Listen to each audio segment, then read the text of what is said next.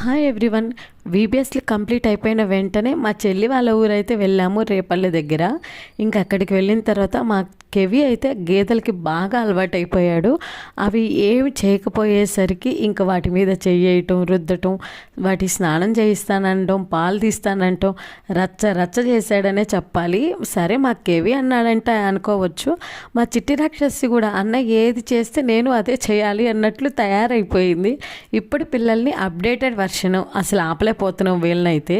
ఇవన్నీ పక్కన పెడితే మా చెల్లి వాళ్ళది పచ్చని పొలాల పక్కన, కాలువ పక్కన ఒక పెద్ద వాకిలి ఉండి ఇల్లు ఉంటుంది అనమాట.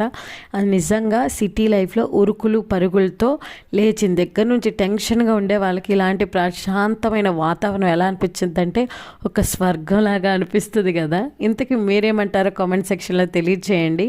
సెలవులకి మీరే ఊరు వెళ్ళారు కామెంట్ సెక్షన్లో తెలియచేయండి. అండ్ దెన్ వీడియో నచ్చితే లైక్ చేసి సబ్స్క్రైబ్ చేసి సపోర్ట్